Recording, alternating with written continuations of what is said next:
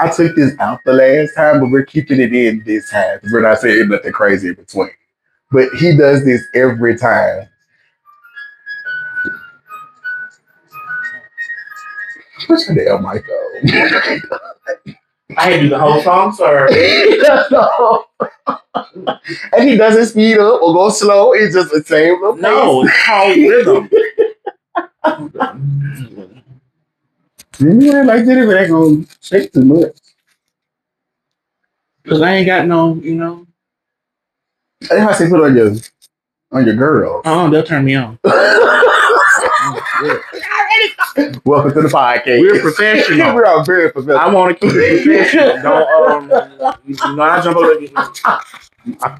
This not that type of podcast yet. That's only for our Patreon members. Or Patron, bitch. Welcome. The Hills are alive with the sound of our gay. Welcome to the Queen in the back row. You already know who I am. I'm comedian Petty E. Ooh. Already know. Yes. Oh my God.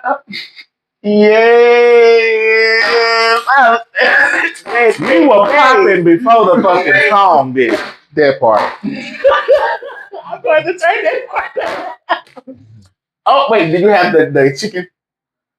Oh, I put the chicken away. I didn't know you want to. Okay. This is.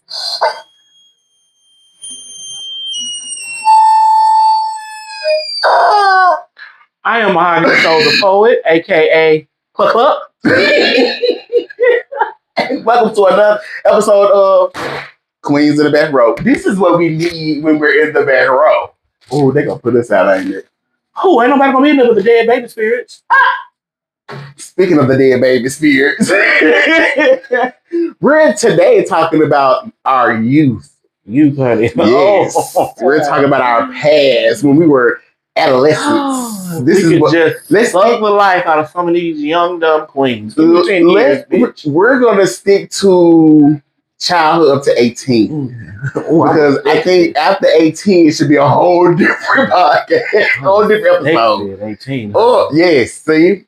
Okay, so we'll kick us off. When I was younger, I didn't find out I was gay until I was like 8.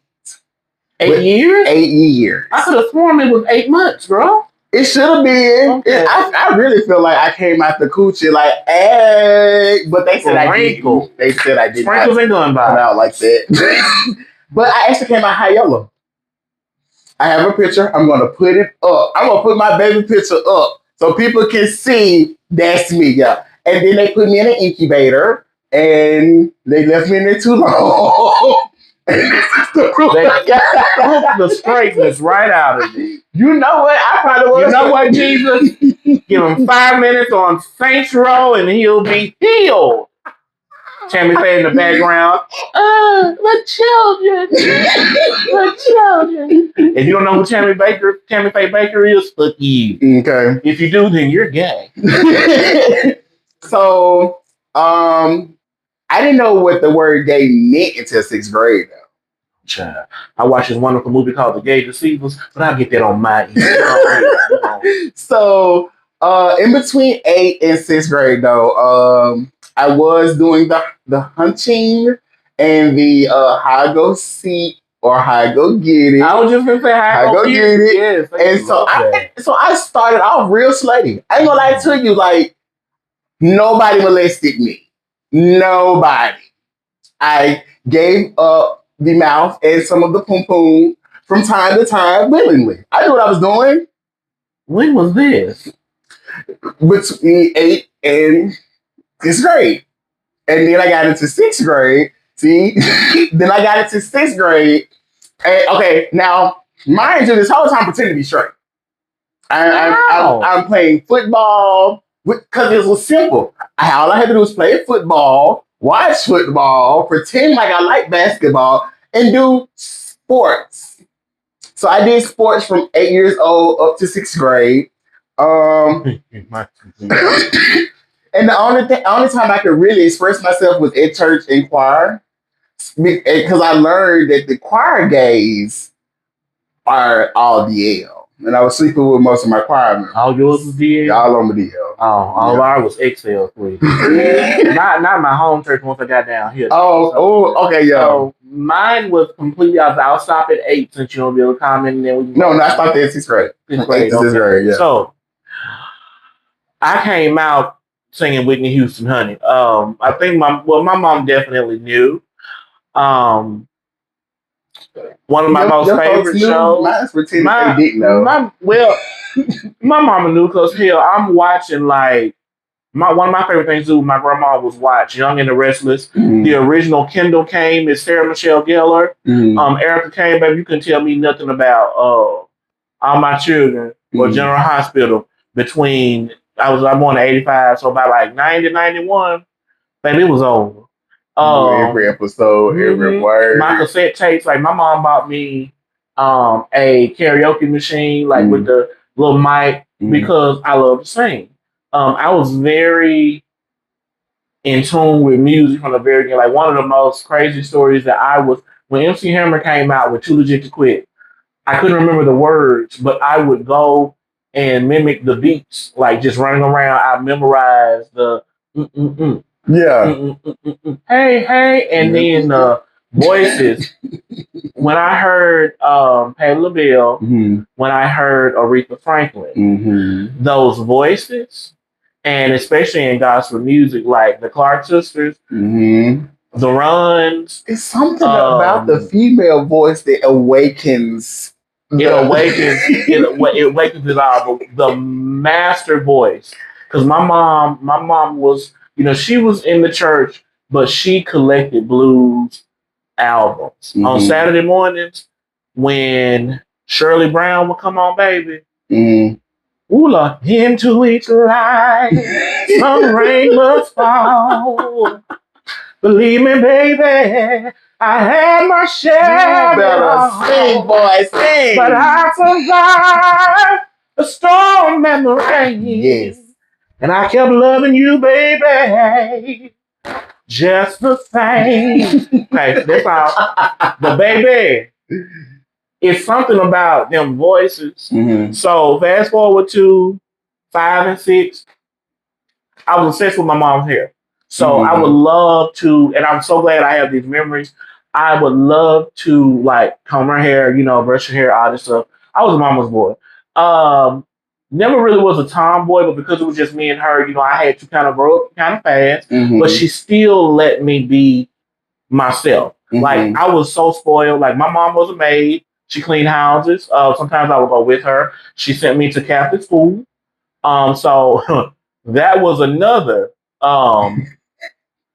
White boys are very rambunctious. So I was forced to get these feelings very early on, but mind you, I was still in the church. I was a junior deacon, going to church really Monday through like summertime. So y'all had revivals down here. When I came down here and learned that a revival was probably at the most 3 nights. That recently started. Not 7 days, because it used to be you finish church. You finish your church. You finish your revival. Oh, now we got to go and support all the people that supported us. So yeah, that brings me to now being in middle school, because now I'm singing in church. Like we're going places, the choir's going places. We're doing the church thing. You packing up the band. We ain't talking about just low. Like you are going when you go with your choir. You are traveling the whole summer, especially with the kids out of school, baby. Yes. All 3 choirs, male chorus, children's chorus. And if you can sing, it's a good chance they're going to have you direct the kids' choir. At least once or twice. So now this is where it kind of spins off. Halfway through my American Horror halfway through my 6th grade year, my dad became the preacher of a church in Vicksburg. Thank God.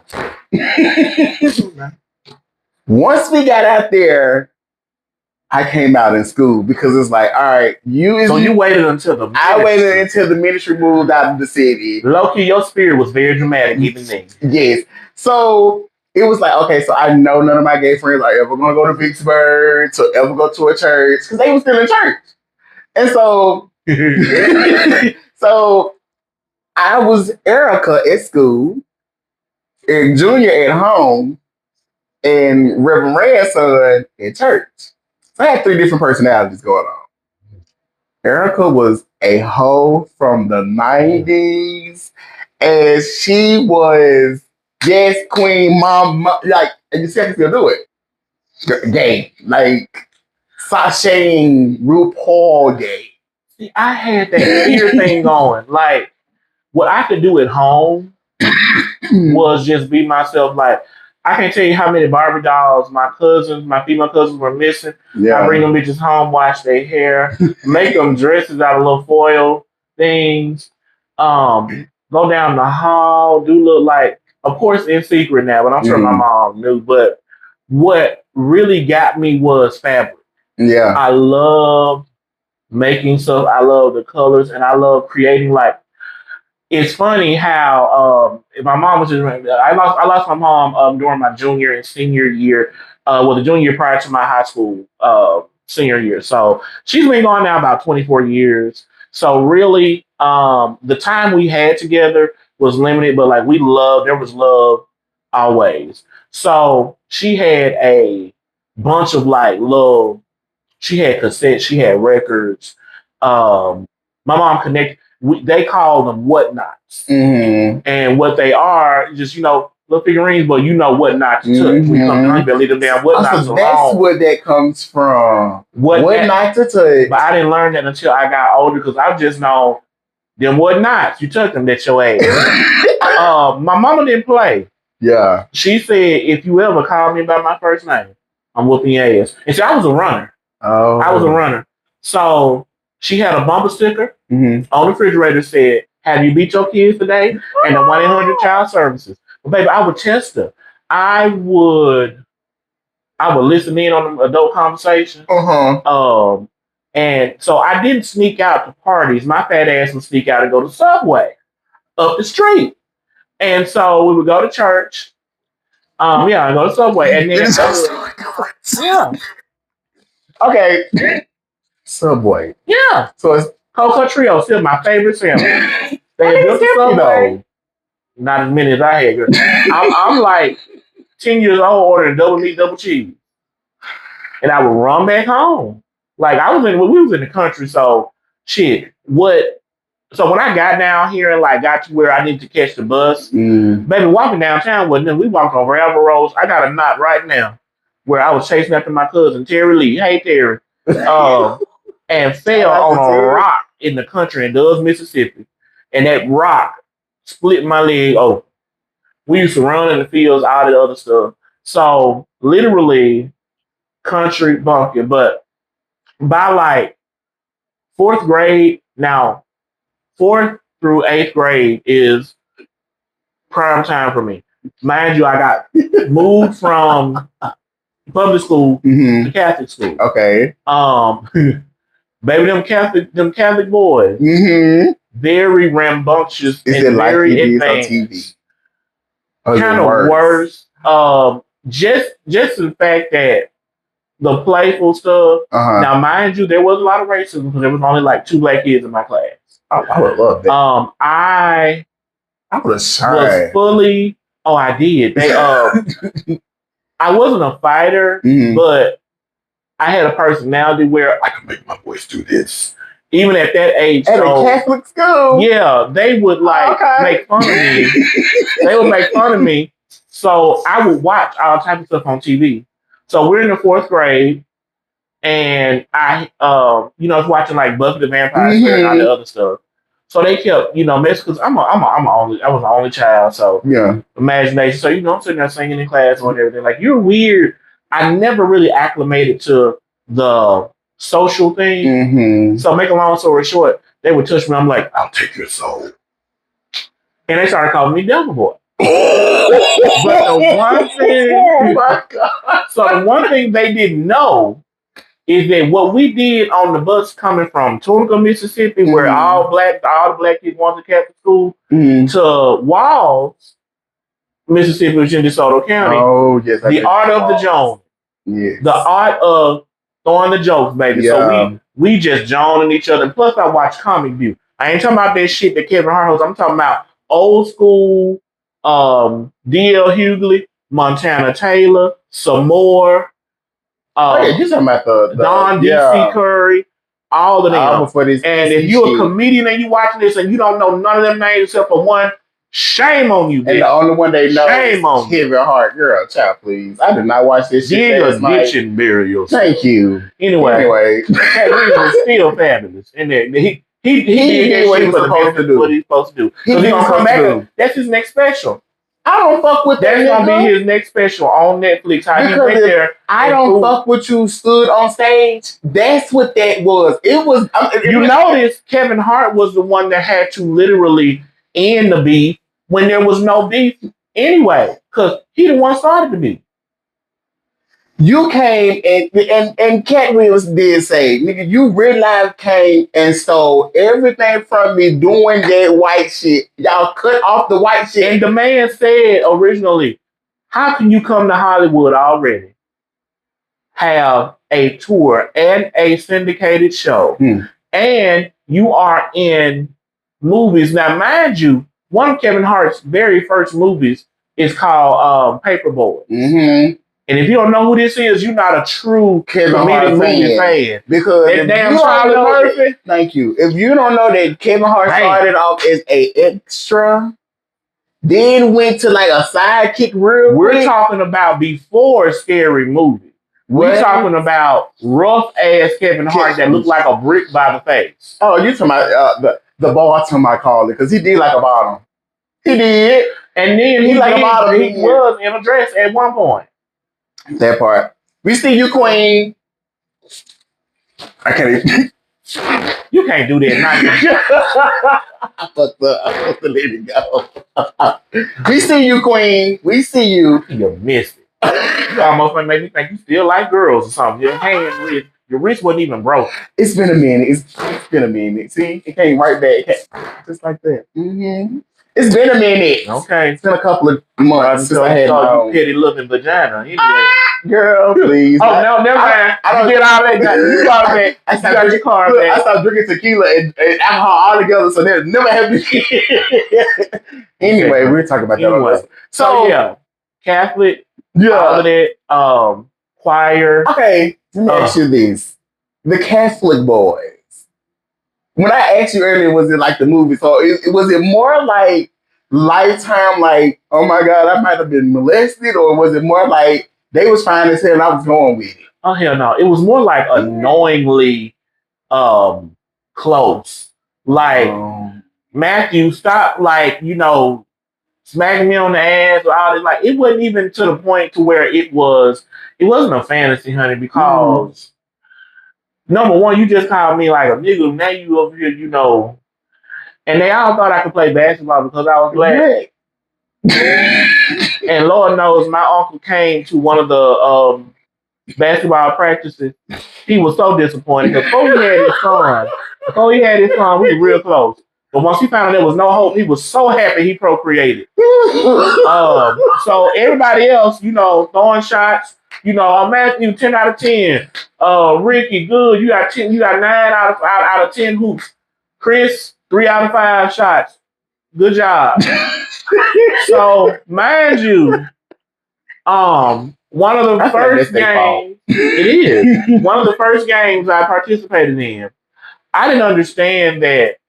You're not supposed to wear a shirt under your uniform. Yeah. So I got my little shirt on.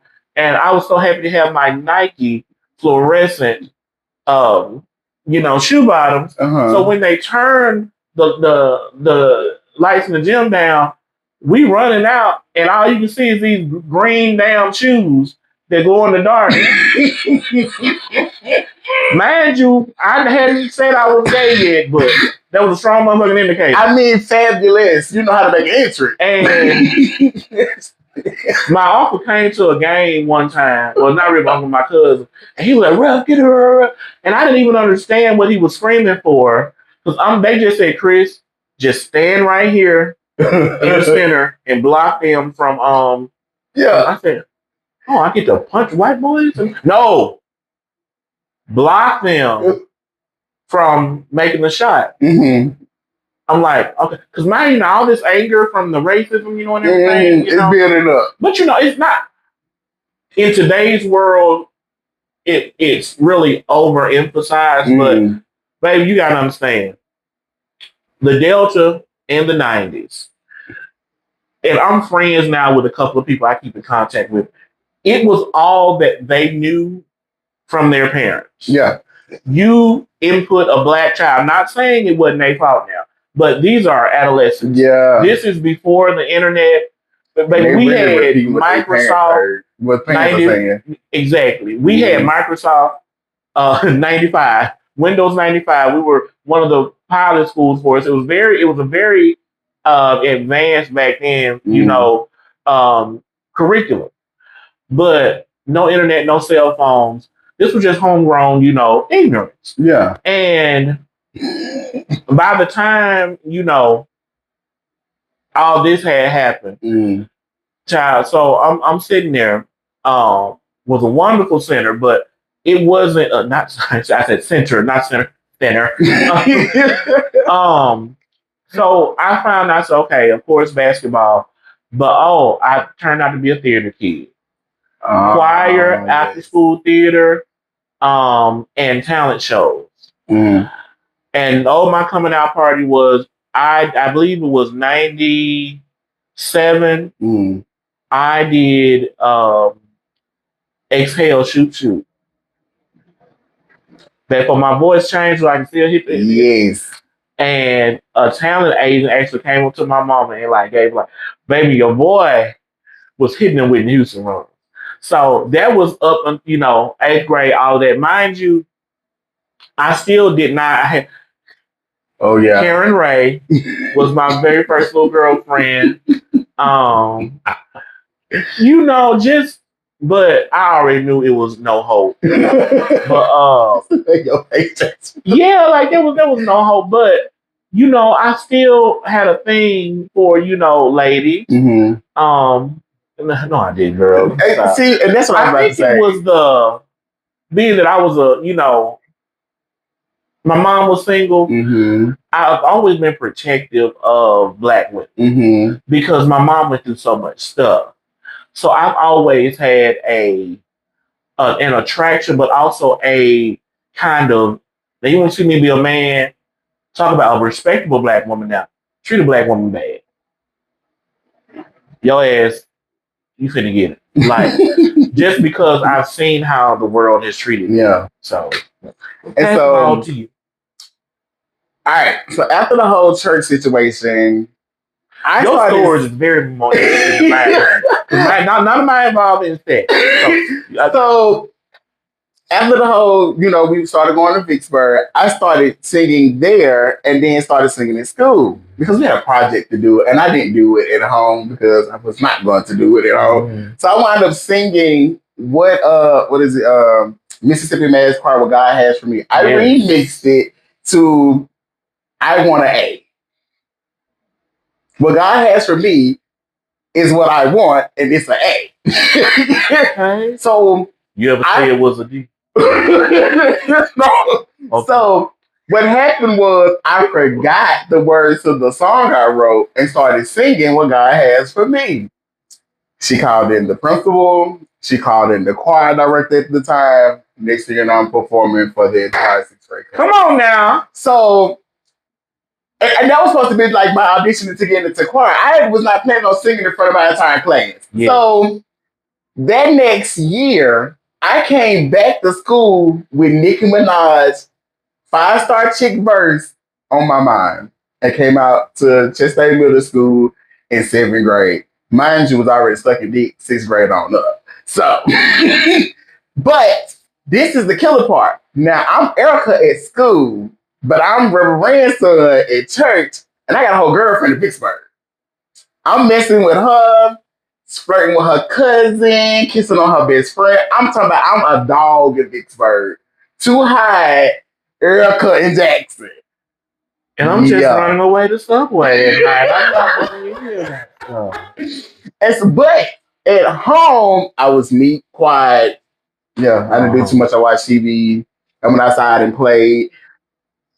But at school and at church, you got a show. I gotta say, life was boring until I started high school in Memphis, Tennessee. Honey. Oh yes, let's talk about high school. So mind you, it's still I wasn't having sex, but everybody else was apparently. Mm-hmm. Baby, I went to school to. Was it still a Catholic too? Or? Yes. Okay. So my school, we were the Red Knights. It was Bishop Burns Midland High School on Shelby Drive. 1475, I think, East Shelby Drive. We were right up the street from Whitehaven High School, baby. We was in the hood. But wonderful school. But baby, I was in Memphis from 2000 to 2003. Mind you, I don't have any sexual stories, but my escapades from North Memphis, going to Summer Jam, low key story. My senior year when I graduated class 03,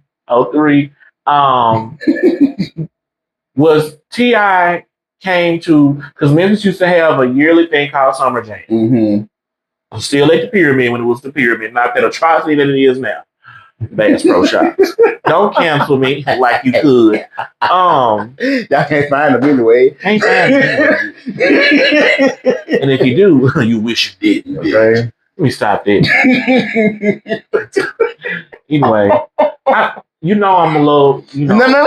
Look, you already explained how we already know I'm like, but yeah. A little bit. I can see how that got started though. I mean, flipping to the demon because it was like fucking with you. Because it was more fun than fighting. Like, I could throw a punch, but why not turn into? Oh, and I used to do this other one too. My friend Kyle, my best friend in high school, Kyle, love Kyle. He's in Memphis now with a wonderful family. I used to scare him and some of the other kids because mine just aired Mad TV. So this is in high school now, so I'm sitting there. TC's my cat. There used to be a character called Tina on Mad TV, played by the same one that Start. Yes. And she was like, "Well, I was a baby, and they put me in the microwave." Yes. The start button cut me like a turkey. So of course, I absorbed that personality. Why? I was like a mixture of, mind you, and then I was cooking too. So I would like cook food and bring to the cafeteria. I'm talking about full meal, pork steak, ham, green beans. But when I say my classmates, sometimes the ones that really talk to me, because I was still a weird theater kid. So that's how I expressed myself. I was like in the newspaper, played in a lot of plays. I was a part of the quartet in our version of the Music Man. Okay. I was a stagehand in Steel Magnolias. Okay. Was almost in Joseph the Amazing Technicolor Dreamcoat, but that's the year my mom got sick. What else did I do? It was a couple. Oh, I was Luntha. And my wonderful girlfriend, or I guess I forgot what they were. I think they were lovers. Name was Angie. Oh, I love Angie. Angie played Tuck Tim. And of course, Luntha dies halfway through the play. But it was fun. I had a wonderful love song called "I Have Dreamed" from The King and I. Oh, yes. Oh, it was cool. So like, if you ever don't miss out on theater for real. No, like if your high school has the funds and are able to get you the costumes, music, the actual music, it's magical. Because we had choir, and I was in choir in school. Okay, so no lie, I was I still am. I'm a shy singer. Still, you really have to get me really fucked up to hear me sing. I'll still sing at church, but like anywhere else, no. But we didn't have like too much theater, so I had nothing else to do but choir and oral sex. So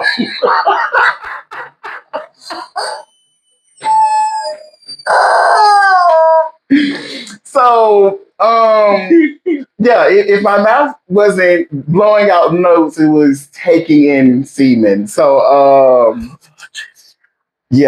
and then we'll go to Vicksburg. kissed my girlfriend in the mouth, and maybe her cousin and friends. Damn, this raw and living. And this is true tea. Guess my girlfriend is now a stud. Well, ex-girlfriend. I'm with this one. Yeah, passed it along. Thinner. So, but and then like I wasn't violent. I just stuck up for myself. Like you had the voices, I had the hands. I ain't gonna lie to you. It was this one kid. Well, no, okay. So I was bullied all the way from like 4th grade all the way up to like 8th grade. I was too. I had to find my fight. Like, yeah. I became scared until I learned the windmill. Then in Memphis, I really had to learn how to fight. Yeah. And that's why I found out, I cheat. And the magic of charcoal, bullet pellets, oh my God, and chemical. Oh, well, yeah, sweetie. So, we won't be editing that out. I just want to chill. So, it was a group of them, and one of their little friends was my height. I'm trying not to say his name, but he was my height, and he was like also being picked on by everybody else at the school because they thought he was funny. So he decided to challenge me one day after school. That's how it was, man. I felt so sorry for one of my other friends. They were just like gay by association. Huh? Yeah, we didn't know stories were going on about us. Like we were literally like we wasn't friends. That's best friends. Like he wasn't. We were sworn enemies. And then even if I see him to this day, I would whip his ass. And they still called him gay. Still called because he was short. He was he was more flamboyant than I was. But he kept trying to get girlfriends and stuff. So I guess him fighting me was proof that he was straight. That ass whooping he received embarrassed the hell out of him because now. Well, I almost said a name somebody low. See, because now it's like we know you're straight, but you do know you got beat up by a punk, right? And I'm the smallest punk at the school at that time. Beat the hell out of him. Then after that, everybody found out about the ass whooping, so everybody knew. Like it was me, Marquis. Hey, Marquis Mangum. Marquis was my sister, and she is a sister now. And she's the reason why I started fighting back, like at the school. Because it was one day, this boy, like me and the boy was talking, and then he said something about Marquis, and Marquis was coming down and heard him. And the ass whooping Marquis put on him scared the fuck out of me to this day. It was bad, Chris. It was bad. Like really, like they had to call the hospital. It was bad. That gay boy beat the hell out that boy. Nobody else touched Marquis though. But so they decided to jump me instead. That didn't work out in their favor either. But this is where, oral sex came into play and it actually worked out in my favor. The guys I was sleeping with turned out and jumped all the people that jumped on me. So I used my coochie for good. You gave me a whole other meaning to Secret Service. Protect the asset, honey. Protect the asset, honey. So now going into high school, everybody knows and then I found out I had relatives at the middle school I didn't know about. So we found each other and now we're hanging out in high school and everybody is cool with me, who I am, being who I am. I had no problems in high school. I was that bitch in high school. And the only openly gay kid that graduated in my class. We had other gay students, but they weren't out. They were outed. That does not count. I was she who will rock the shit. I was that bitch, yeah. I think by like 10th or 11th grade, people knew. I never it's funny, they tried to get me to play football in 9th grade, but I think I made up some story that I had like a hole in my heart or something. I always had to do something dramatic, bitch, for real. And then they kept asking, I'm like, bitch, no. But I found this wonderful little rugby league. So I was very angry. For those who don't know what rugby is, not saying I don't know, but for those who don't know what rugby is, what is rugby? There was this little adolescent, I don't know if it still is in Memphis, but it's British version of soccer. Okay. I'm a big fan of Manchester United, always have been. Mm. But I got a lot of my anger issues out because I was not inclined for sports, but I could run, like just run. Yeah. And for a time, I just enjoyed running people the fuck over. Just, Football team. The football team. Girl, I wasn't going to join down football. I would. You know what? I would have loved to join the football team, but by the time I swallowed up, I was already out the closet. So I don't think the locker room. Football was, and mind you, it was a whole lot of little funny shit going on even then. But I just didn't. Your experience with the football team was weird too. Because this the thing, it was people going around like slapping on my butt, all this other stuff, pretend humping when I was a gay. Yes. I came back. Like it did. And then some of the stories that I had heard of, because mind you now, by this time, my mom's health had started to, wane. So I pretty much, my morning started at 5, got to get up, catch the bus, or, during that time. So literally get up, got to be at school, because mind you, I'm traveling from Tunica, Mississippi, which is like going from here to maybe above Canton every day. The trip was more than like we were almost to Memphis. Yeah. Tunica to Memphis, like almost a 45-minute drive. So my day started early. The bus would run at 5. Even when I was in elementary school, when I transferred, and then get off work, go to my because I was a library page throughout high school. Be home by 4, get ready, go to the library, work from 4 to 6, come home, do my homework, and then whatever my mom was going through. Yeah. Mind you, we like baby had she had a daycare for at some point. So really, I had no time. I had time for like after school stuff for choir. One of the great things, though, they had a wonderful choir program. We would go to like the all school mass. Dr. Shipley, I think his name was Ken Shipley. When he took over our music program, we would go to UT Martin every year for the it would be like the competition, and we would stay there. UT Martin has a beautiful campus. It was like almost at the mountains, up in like Middle Tennessee or something like that. Yeah. Those experiences, and the experience of Memphis and music, the music of Memphis. Because mind you, Mississippi and Jackson, Mississippi during that time, I'm sure, because we up there, we saw like the Canton Spirituals, the Williams Brothers, the Mississippi Mass as celebrities. Because mind you, it wasn't like we ever came to Jackson. We were stuck in our little, bubble up there. Yeah. At least because like Tunica was known for 2 things: Sugar Ditch and now the casino. Sugar Ditch is a documentary that was done in 1985 about Tunica being the poorest county in the nation. Prior to the casinos, you need to look it up. People, black people, there was a color line. Black people literally using a creek for water. Washing their clothes. Not using the bathroom. Yeah. They had to use that water to, if they had an in-house. Yeah. Like it was truly like back, doing Jim Crow. Oh. Now, that's another, Okay, so when I visit up north Mississippi, like Walls, Mississippi, like Horn Lake and stuff like that. Totally different world.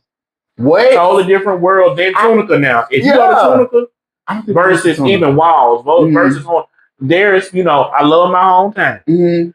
But poverty is something that you didn't really, you just grew up with it. Yeah. Like being from the country, you'll see folks getting baptized in the creek.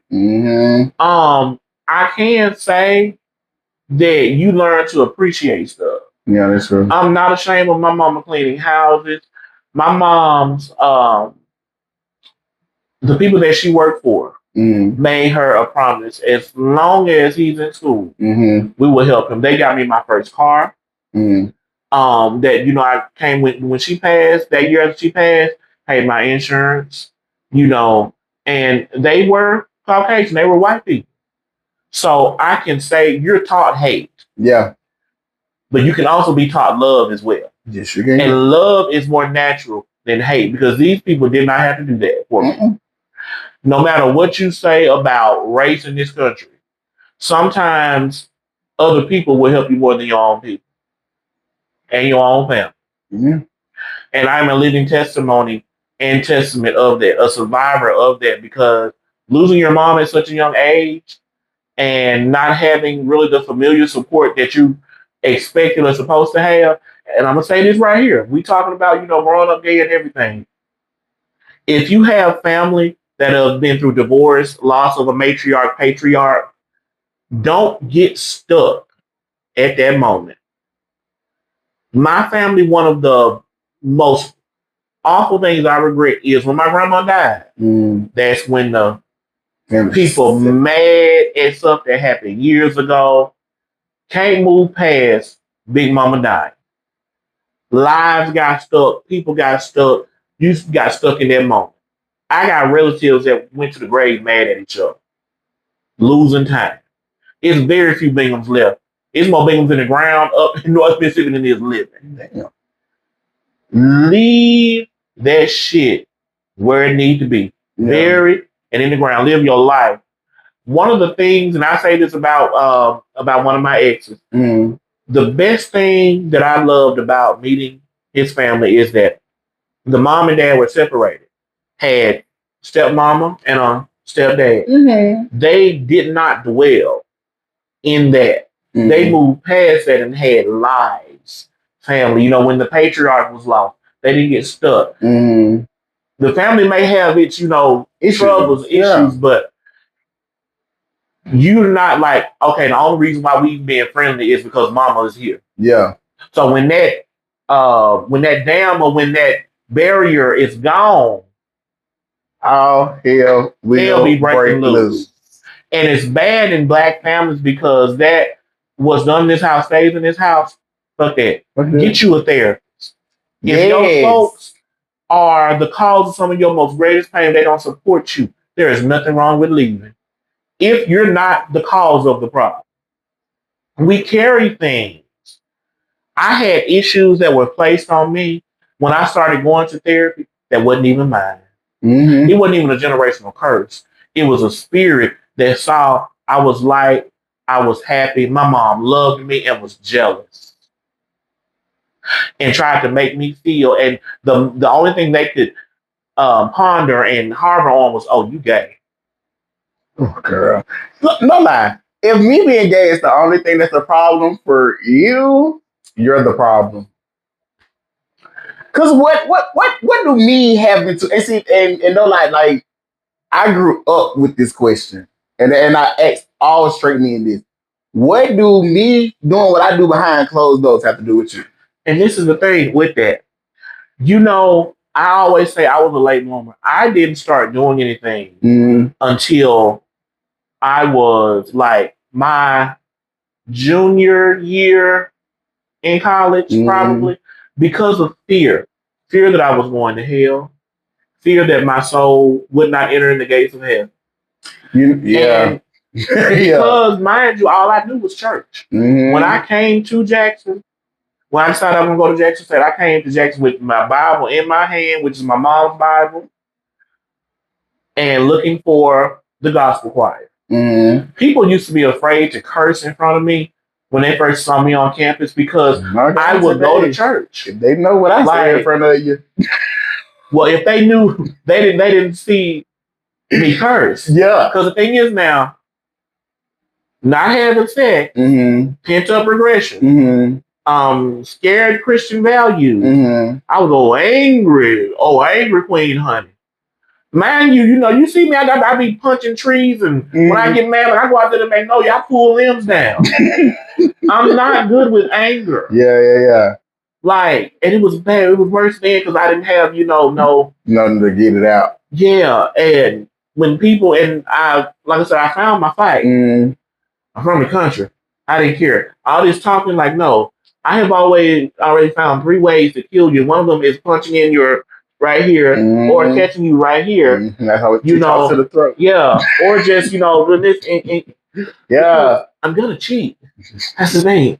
I'm You gonna know cheat. what? The fighting makes me hungry. I already know how to take you out, and I'm going here and make this BLT and sit down and watch Real Monsters. So don't mess with the quiet people. Please don't mess with the especially quiet people. gays. Yeah. So I say all that to say, straight people, especially straight black men, fear of yourself, fear of the thoughts in your head.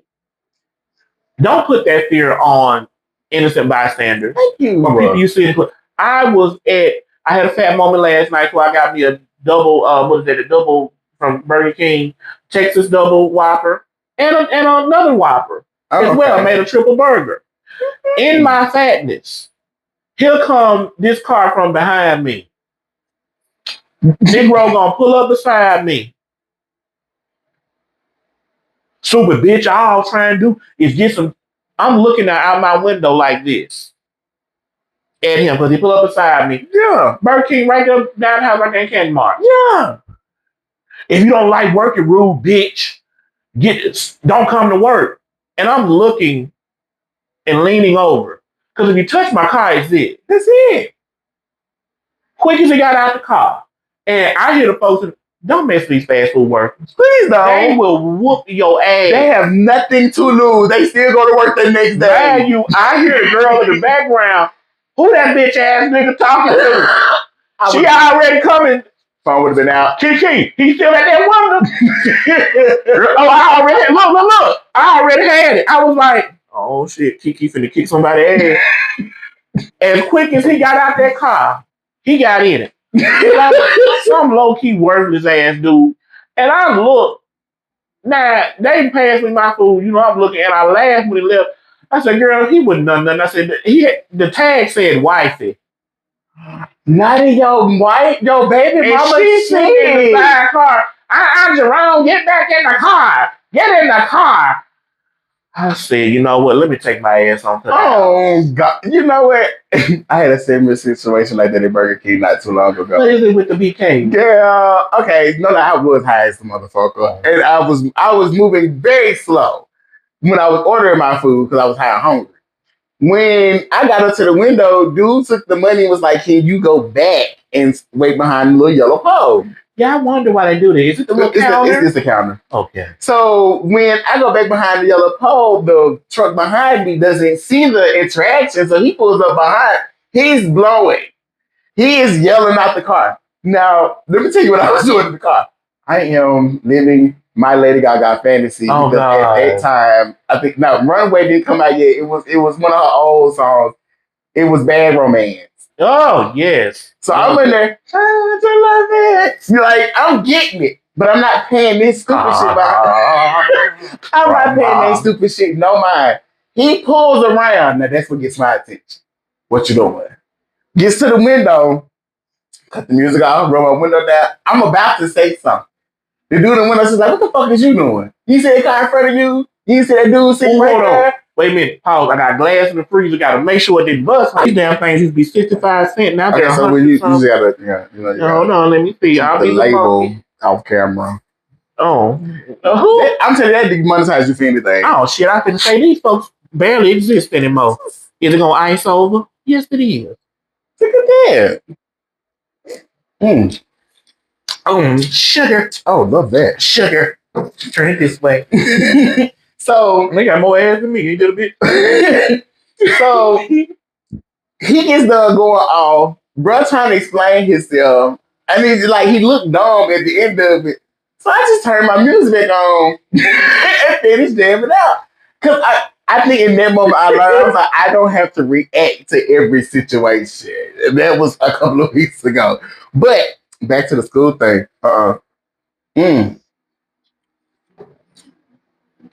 So I did live not the movie or TV type of fantasy homosexualness. I live like if you ever like real like in love with a thug or any of the high school or basketball Jones. That's why I enjoy trade now and me and that because I grew up with those relationships, and so I feel as an adult I'm trying to switch over because I want to get married and shit. So it's like, but I say I like to say like no lie. DL niggas back in the day Oh, jeez. ain't the niggas now ain't touching the niggas back in the day. Y'all could not have. Brian Pumper, Lexington Steel, and We not talking about them. Them the trade that was had baby Booty mamas. Talk 69, Thank you. baby. They had baby mamas and was still tooting it up. Still tooting. Tooting, booting, and rooting it, girl. But there's something about them Memphis. Now, mind you, I'm going to high school when 3-6 Mafia. Ooh. When did that come out? Nah, that was a little bit after because I graduated in 2003. So you got Cash Money regular taking over for the 99 or 2000. Yes. I will never forget. I pulled that Buick over, and anybody that was in the car with me, 55 in South Haven, honey. that I-55 that runs on South Haven. Two things I love. Mill Branch. I remember I was coming because Shelby Drive and Mill Branch is right there at that little. Mind you, speaking of Burger King, I got banned from the Burger King on Mill Branch because I owe baby. I didn't take no shit. So they were actually rude to me there, and I threw my drink and tried to, tear the window out a little bit. So I got banned in high school 2003. 2002. Baby. Let's drink it here. Baby, they went. We used to go hard back then. Mind you, our class song was Never Scared. Oh. Never Scared by Bone Crusher. Yeah. That year, Tamia came out with Club, and you think I'm a punk? I was. Okay. And I went to like raves, no drugs, but the party scene in Memphis back then. Was it fun? Denim and diamonds, that's all I'm gonna say, girl. Denim and diamonds, girl. And the food. Oh, I know what you're talking about. Oh, the food, the time in the city. We had Tower Records, T-shirts. And to cut you off real quick, and I'm sorry, I have to say this. Yeah, I love them big ass T-shirts, especially when y'all was sad with them, because they would just cuff the ass like a good girdle would cuff. Like everything else would flow and be. But that ass. And mind you, a straight dude, was the very first one to call me thick. He was like, you guys always have, like, thick dudes always have the best hair. And I'm sitting in English class like, the fuck you just called me? Mind you, because I was still like, I was not out. I wasn't doing anything sexually. Like, oh, see. I knew a lot of stuff. Though. You're a good one. It was like I had too much, like literally I had too much going on at home. Like my mom, even though she had passed, my aunt had moved in, so I was always being watched, so I couldn't really see. I was being watched, but I had a lot of free time. And I ain't gonna lie to you. When I was a little kid boy, skinny jeans came out. Oh. Who needed tights? Girl, I had them Levi's on. And I saw you in your little my little what is it, thirst trap era? Depending, you're not big, you're not a big boy. But when you was petite petty, oh, that bitch was a threat.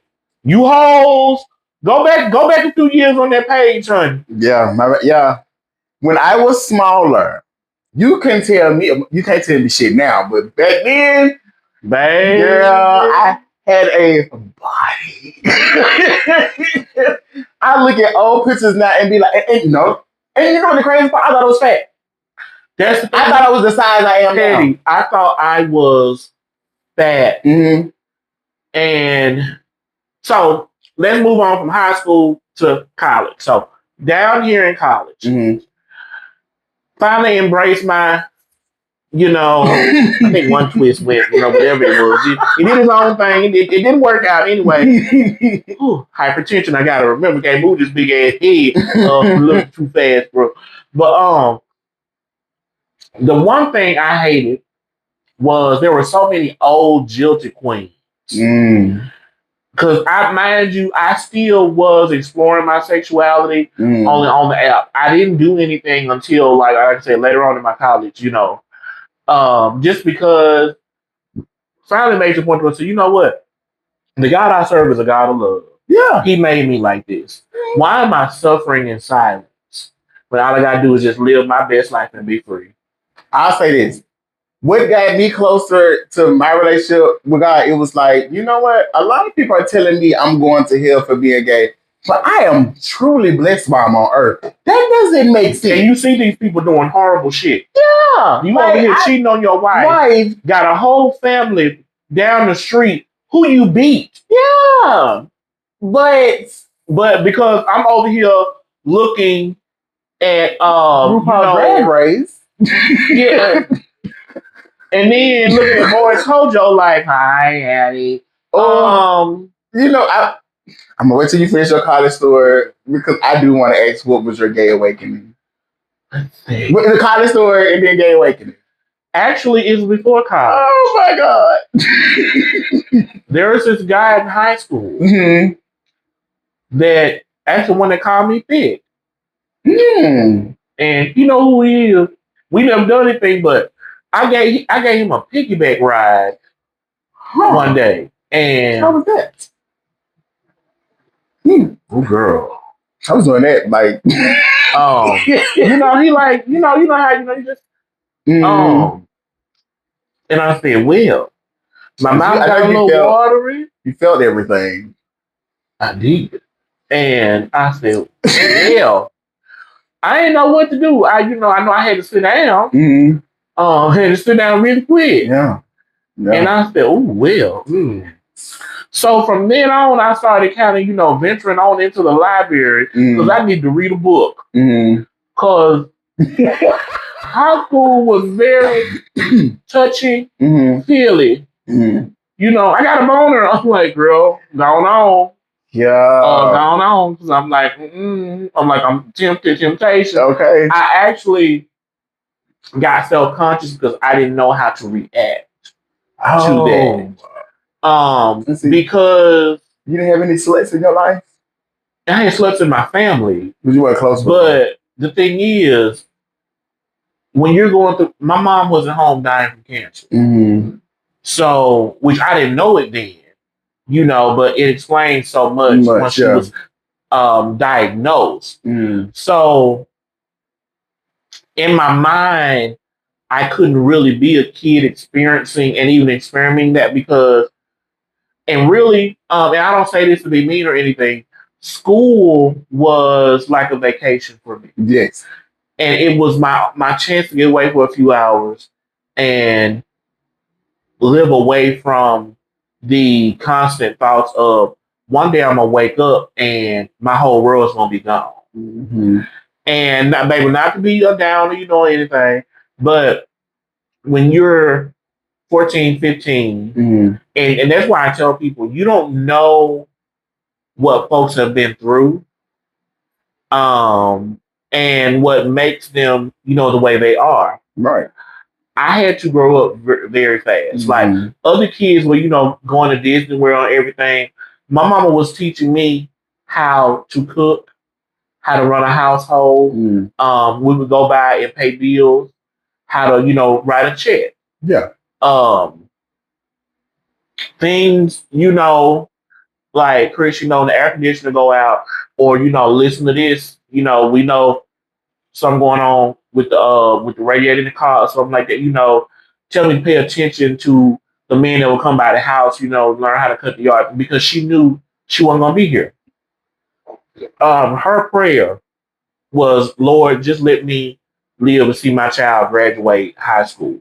She died a year prior to that. Yeah. Everything I did after that and sense was to make her proud because the lady literally she gave up on love to focus on me. Yeah.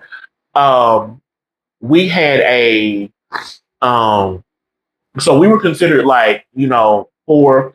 So the Catholic Social Services had a thing called the Box Project. Mm. The Box Project connected low income families to, middle class families in other states. That means it's almost time. Almost time. Almost time. So pretty much, my mom wrote. I'll just say my mom wrote letters to the lady named Miss Carey. Miss Carey is still a very active figure in my life till this day because she, came down and stayed friends with my mom for years and even visit me now till this day when she comes to Jackson. She sent me letters that my mom wrote, and to see those letters during that time, especially my formative years, see that she was a prisoner in her own body. She became immobile. Yeah. But she wanted so much for me and so much for herself. That's why I tell people, if you have a mother, ain't nothing wrong with that, but if you have a mother that's there and there's love, that's a blessing. Mm. The law requires parents to feed and clothe you and send you That's food. it. Love is divine. Thank you. And I say all that to say, if we need to wrap it up, love yourself. Okay, good. Close. Love yourself. Yeah. Self-love is divine. Mm-hmm. Going back to these straight men. Why are you so intimidated by a man? Don't even be a flamboyant man. I know we can expand on this topic in episode 3, 4, and 5. We're going to do a 10-episode series. Oh, we get into you stragglers. We try to ease the pain into it, but we get into you stragglers. We did 2 episodes in under, 4 days? Mm-hmm. And we just came up with this off the dome. So yes, we are fabulous. Gifted, divinely inspired, thickly shaped, and beautiful, and our tits are straight. Oh, and they sit up. They do. You need a mammogram, girl. Not the second one, but I heard you on your breath. I'm like, oh, I'm not gonna get it out either. No, you know what? He, she, they don't know. He, she, they don't know. But he, she, they don't know. Like, I cannot stop looking at he, she, they in my mind. But we'll talk about it. Connect the dots. You got freckles on your area. But I just say your stories are so. I know I find them interesting because you literally. You go into like, baby, you pull them out the closet. Most people would consider those skeletons. You like, this formed me. This formed the person that I am. Mine is very boring because it's more of a self-journey kind of, there was trauma, but it made me who I am today now. Past college girl, my whole days in Terry Rose stories, they coming up. Okay, that's next episode. That's next episode. So, let me say, when I graduated high school, like I said, I was the only gay guy that was out at the time. They need a picture of you in the They really do. Rock fucking. I went to Murrah High School, y'all. Graduated 2013. Yes, I was a Mustang. I would say that I graduated with a lot of friends. Like, I had a lot of friends growing up. I was really, really sociable. I was a lot more nicer then than I am now. That's what it was. I was real friendly then. Over the years, like we said on the first episode, when I realized I was a toxic one, I was very toxic and didn't know it because I was taking my frustrations out from home out on my friends. And so you didn't fight, you didn't argue, you just hit that the bottom. Okay. And true tea, if you got too close to my family as a friend, you got cut off. Oh, jeez. I'm trying to get better at that now. Because, even in 30, I'm glad I didn't come to the Christmas party. Because maybe we wouldn't even be talking and the bitch invited me. Jesus. Look, when my mom was like, I used to talk to him all the time. You should invite him. I looked at her like, it's not my boyfriend. It's a friend. We even crossed that conversation. Jesus. And you see what happened after that. So now I'm trying to get better with that because I'm getting better with my relationship with my parents. Not like me, that's my best friend, goddammit.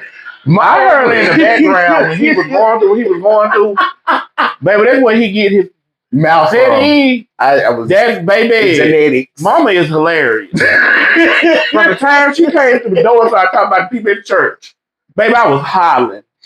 I was hollering. When I say like we talk like okay, and so the relationship grew over time because I was holding back, I was hiding a lot of stuff. Like I'm telling you, when I was at home, they wouldn't get too much out of me. Uh-huh. Yeah, because I was tired. Shit. Me and Erica for 8 hours straight is tiring. You was putting in work. What? Literally. Thank you. And my knees are still strong. Orifices and orifices.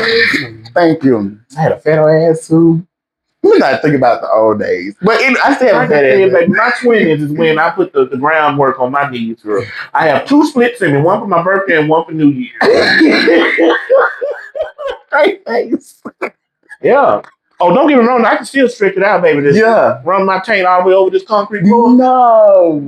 Taint. Okay, so I haven't been able to, I wasn't able to do a split. Oh, girl. Yeah. Okay. Wait, wait a minute. Wait a minute. Okay, hold on. Now, his down there. Is the pants going to let you, though? It's the pants. I feel like it's the pants. He would have done it, but it's. I'm watching. I thought, though. Yeah. There we go. Was it the legs or the pants? No, it's the body. Shit. I'm gonna be 41 this year. I gotta go to work. Wait. Wednesday. You gotta think about it. It is an 82-year-old lady still dropping splits, and she's a fashion designer. Well, see, I gotta stretch. That's the thing. I gotta stretch. Oh yeah. Let's open this up though, but it's lower than I got a week ago. Yeah, that's kind of low though. That's lower than I would get. I'm not gonna try it. Look, you gotta help me up so we don't want to do it. I bad enough to let you just hit the ground so I could hit you up because I'm just glad I'm not winded. Get that down. I was 10 pounds down at my last night, though. Oh, yeah. Hey. Come on, A1C. So going good. Before we go, I do want to say that Mother's Day was love yesterday. Yes, it was. Well, it was Sunday. So this is gonna come out on Friday. I'm giving Okay. Because you know I get confused easily. For real. So I'm glad that you got to share that. You know what I'm saying? Yeah, because baby, that's one thing. I get my sense of humor from my mom because one thing I let her do was talk about people. See, read a bitch down.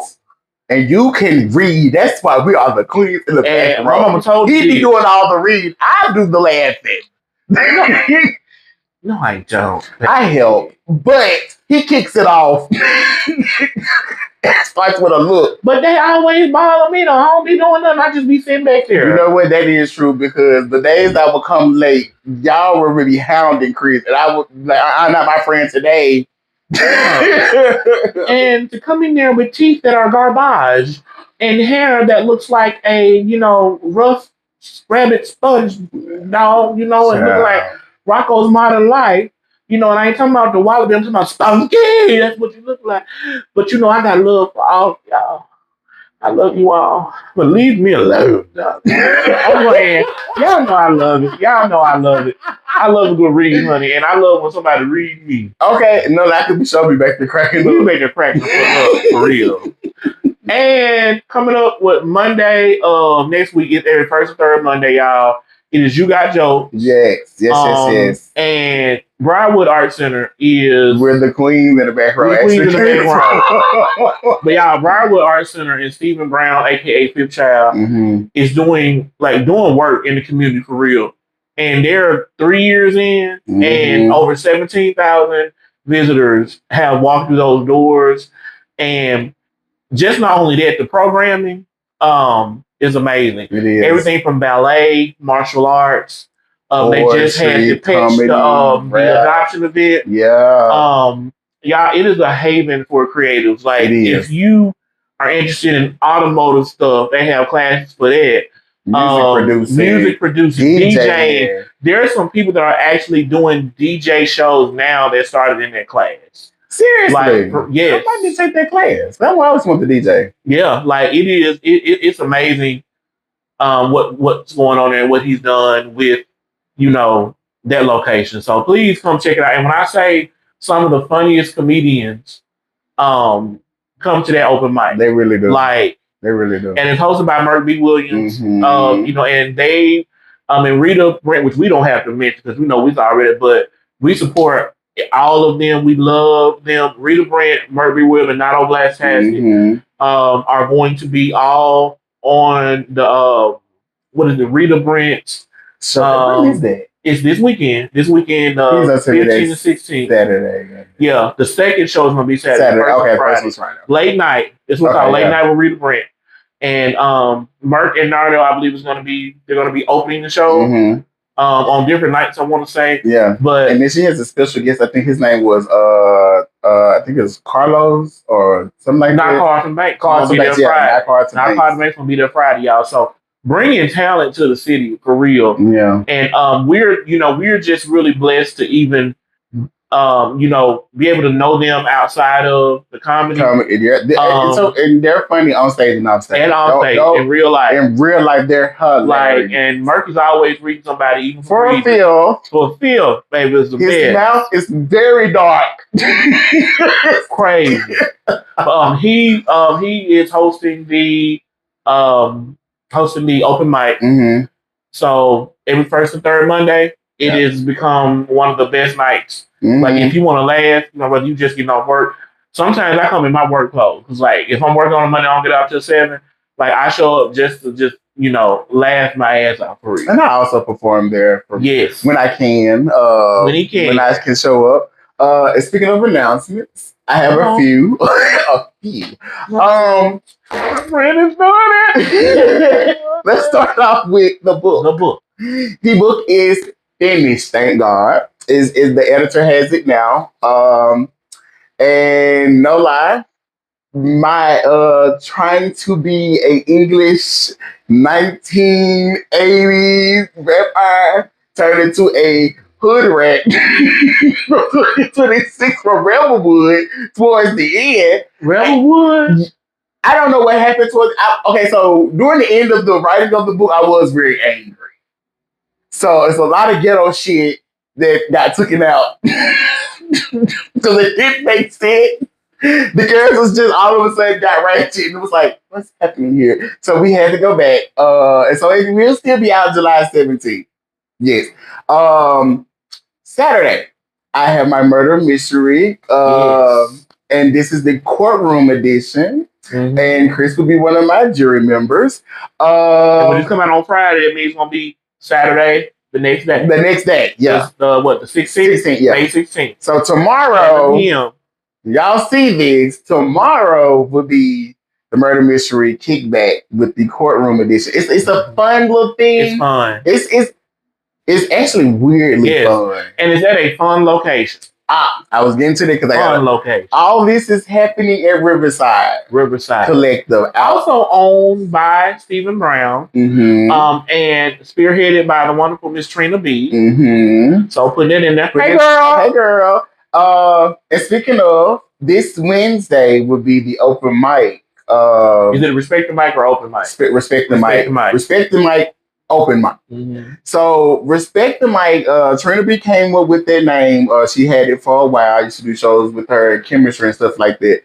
And chemistry. And you know what? That's a whole 360. I used to perform at Respect the Mic at chemistry, but now I'm hosting. We talking about the original chemistry. That was on 55 or the one that was on State Street. Where is it now? Where is it now? Yeah. And when you talking about that now that it shared the location with Lafo Taco's Well, that was the hell original. Talking about the original. They got about 15 businesses. They got 15 businesses. To go through the front. Yeah. And so little ratchet ass hood guard. Little rent a car. You know what? Doing too much shit. Are they fake? Because them bitches never die. I don't know. I just know. It's like shrubbery. Where? Around chemistry. Oh, God, I'm talking about where the shrubbery at in here. No, them plants ain't real. The leaves ain't real. Now, do they got leaves or is it just wood? Now, I don't know. Now, some of the waters on State Street, the closer you get downtown, are a little bit acidic. Yeah. So, it might be different. It might be, Okay. So, this week is the open mic. I'm excited for that because I love hosting open mics. It's the ones, the meet and greets. The meeting other artists around the location. Love it. And he loves promoting other open mics too. Yes. That people get legitimately and don't go behind your back and steal. About his name. Let's not do that. You better keep that in there too. Thank you. I don't think I'm going to edit this one at all. Besides the picture I'm gonna put up. Okay. So I'm evil as hell. it's here. And so I got the open mic. Bro. It would have passed by the time y'all see this. So it was Wednesday. Let me just go say it was very great. Should I say that now? By the time they see Yeah, this, it's gonna be good. It was great. We ain't discounting none of this shit. It was wonderful. it was wonderful. It Wonderful. was a great experience. So y'all should come out. It's every If a second. bitch can say they going on tour, we can say it's gonna be great in the future. I am not ending this video. Am I scared? Not at all. So,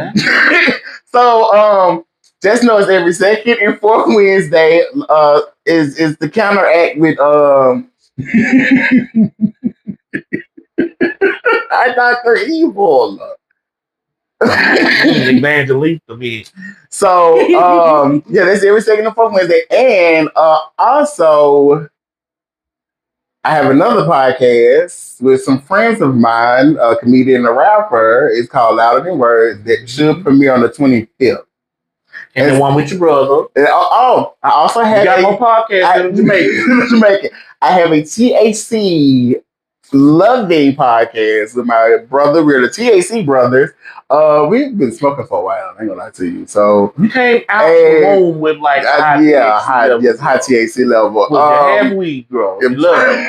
Like we talk about the terpenes that goes into it, the different roasts we see. When I say terpenes, your face is like, bitch, I thought I was just gonna talk about cigars.